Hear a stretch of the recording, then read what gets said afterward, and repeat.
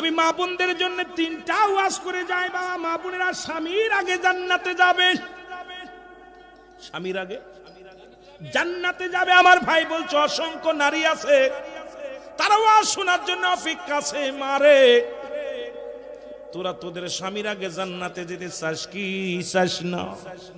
যেটা বলেন চান কি চান না? 1 নাম্বার হলো, মা গো শুনে রাখো, 1 নাম্বার হলো 5 ওয়াক্ত ফরজ নামাজ, ফরজ রোজা। এখন আমার মারা বলতে পারে, ওলামিন তোর কি মাথা খারাপ হয়েছে? আমরা তো মাসে 36 দিনের 30 দিনের 10 দিনই তো থাকে অপবিত্র। থাক যো মা, শোনো, যখন তোমরা অপবিত্র হয়ে যাবা, যখন হ্যাঁ নিপাত আসবে, ঋতু আসবে, সঙ্গে সঙ্গে নামাজ ছেড়ে দিবে, রোজা ছেড়ে দিবে। যদি ফরজ রোজা হয়, এটা কাজা আদায় করবে, কাজা কোনো নামাজ আদায় করা লাগবে না।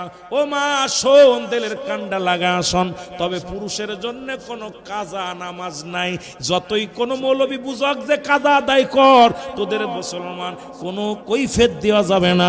কারণ আব্দুল্লাহ আনসারী 1 কাপড়ে স্বামী স্ত্রী নামাজ পড়েছে 5 ওয়াক্ত। মুসলমান শোনো, দাঁড়ায়া পড়তে পারিস না বয়া পড়, বয়া পড়তে পারিস না শুয়া পড়, শুয়া পড়তে পারিস নি ইশারায় পড়, তবু কোনো ছাড় নাই। তোরে মুসলমান সফর করছিস 4 জায়গা 2 কর, তবুও তোর কোনো মাপ নাই। জোরে বলেন ঠিক ঠিক। পুরুষের জন্য কোনো মাপ নাই, এত ওয়াজ করার সময় নাই। আমার মারা শোনো, মা তোমরা একমাত্র কাজা ফরজ নামাজ, ফরজ রোজাগুলো আদায় করবা, কাজা ফরজ নামাজ আদায় করা লাগবে না। 2 নাম্বার আমল হলো মা, 2 নাম্বার আমল হলো স্বামীর খেদমত। আল্লাহর কসম করে বলি, স্বামীর খেদমত বিহীন জান্নাতে যাওয়া যাবে না। মারে শুনে রাখ রে মা, আজকে দিলের কান্ডা লাগা শুনে রে মা, আজকে আমার অসংখ্য নারীরা স্বামীর খেদমত লাগে না, তারা ইচ্ছা মতো চলা শুরু করেছে। আবার একদল মহিলা বাইর হয়েছে, তারা ওয়াজ করা শুরু হয়েছে, ওরে ঠ্যাং বাড়ি ভাঙার দরকার। চলে বলেন ঠিক কিনা? ওরে ওয়াজ শুরু করছে, বেটা মানুষের মতো মাইক নিয়ে ওয়াজ শুরু করেছে। আমার বাবারা, বন্ধুরা, আমার দিলের কান্ডা লাগা শুনে নাও, কথাগুলো বলতেই হবে। 2 নাম্বার হলো স্বামীর খেদমত। জোরে বলো মারহাবা। মারে, আমাদের আম্মাজান মা ফাতেমাতুজ জোহরা, যার নাম শুনেছেন খাতুনে জান্নাত মা ফাতেমাতুজ জাহরা, ইনি জান্নাতের সরদারিনী। ইনি জান্নাতের সরদার হলো কেমন করে? ছিল হলো জান্নাতি নবীর কন্যা হিসেবে। এ মুসলমান, জান্নাতি হয়েছিল আমলের খাতিরে, কিন্তু স্বামীর খেদমত, শিরক হযরত আলীর খেদমত করার কারণে আল্লাহ রাব্বুল আলামিন খুশি হইয়া স্বামীর দুয়ার বরকতে ওরে মুসলমান জগৎ বিখ্যাত মহিলাদের সরদারিনী বানায়া দিছে। জোরে জোরে চিল্লায় বলা যাবে না মারহাবা?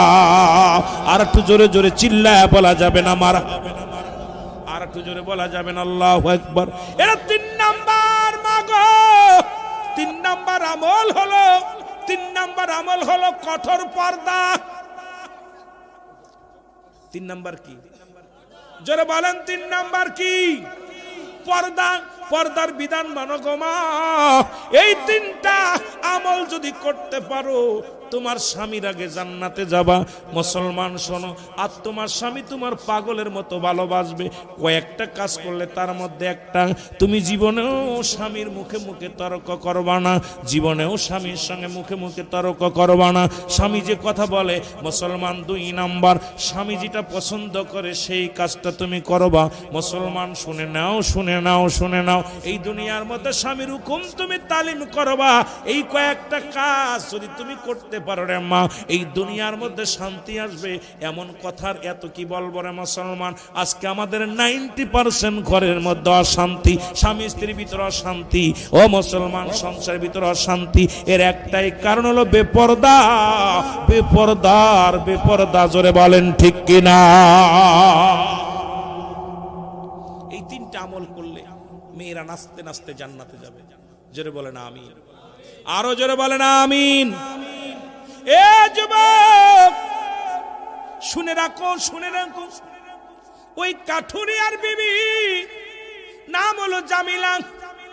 ফাতেমার ফাতেমার আগে জান্নাতে যাবে, শুনে নাও। কারণ ফাতেমার ওই যে ঘোড়া, যে উটটা নিয়ে জান্নাতের মধ্যে যাবে, ওই উটের রশি ধরিয়া জামিলা আগে জান্নাতে প্রবেশ করবে। জোরে জোরে চিল্লা বলো মারহাবা।